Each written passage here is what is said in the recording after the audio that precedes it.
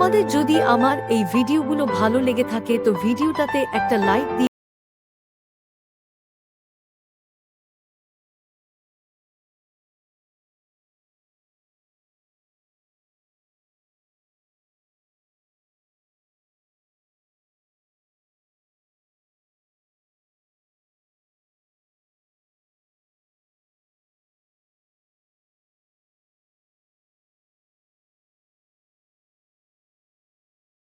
बेकरारी में भी आया करार।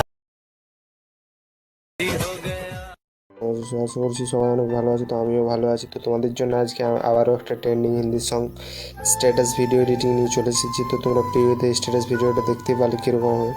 তো স্ট্যাটাস ভিডিওটা ক্রিয়েট করার জন্য তোমাদের লাগবে লাইট মোশন, এই যে অ্যাপসটা দেখতে পাচ্ছ।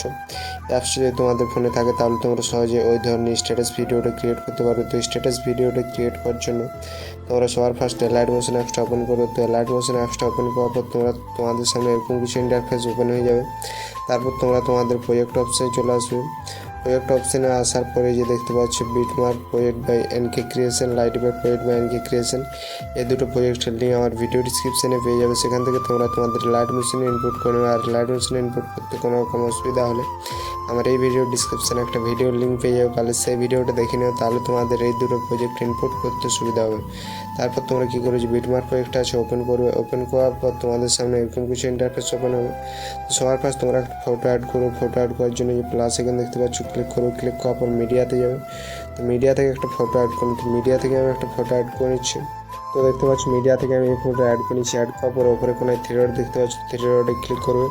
ক্লিক করার পর ফুল কম্পোজিশনে করে নেবে। তারপর মুভমেন্ট ট্রান্সফারে আসে ফটোটাকে মাঝ বরাবর অ্যাডজাস্ট করে বসিয়ে নেবে। বসানোর পর তোমরা সঙ্গটা সেরে চলে যাবে। সঙ্গটা সেরে যাওয়ার পর আবার ব্যাক করো। ব্যাক করার পরে অপশানটাতে ক্লিক করবে।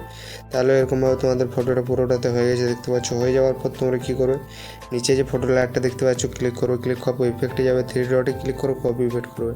কপি ইফেক্ট করার পর তোমরা যে ফটোটা অ্যাড করলে ওই ফটোটাতে ক্লিক করো। ইফেক্টে যাবে, থ্রি ডটে গিয়ে পেস্ট ইফেক্ট করবে।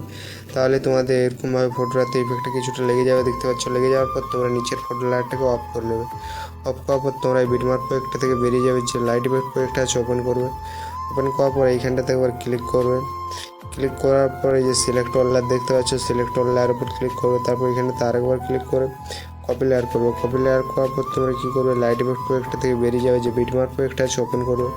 ওপেন করার পর এইখানটাতে একবার ক্লিক করবে। ক্লিক করার পর পেস্ট লেয়ার করবে। তাহলে এরকমভাবে তোমাদের দেখতে পাচ্ছ ফটোটার উপরে যত সব লাইটের ইফেক্টগুলো ছিল এরকমভাবে লেগে যাবে।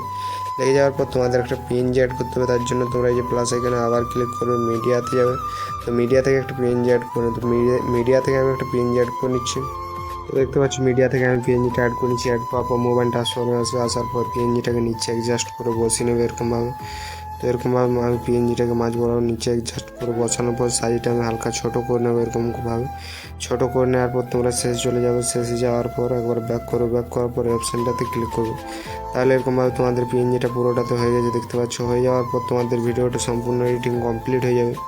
এরপর তোমরা এক্সপোর্ট করে নিতে পারবে। তো আজকের ভিডিও এডিটিংটা তোমাদের যদি ভালো লেগে থাকে তো ভিডিওটাতে একটা লাইক দিয়ে চ্যানেলটাকে অবশ্যই সাবস্ক্রাইব করে দেবে। এরকম নতুন নতুন লাইট মেশিন ভিডিও এডিটিং শেখার জন্য যে তৎক্ষণাৎ এক্সপোর্ট অপশান দেখতে পাচ্ছ, এক্সপোর্ট অপশানে ক্লিক করে তোমরা ভিডিওটাকে এক্সপোর্ট করে নাও।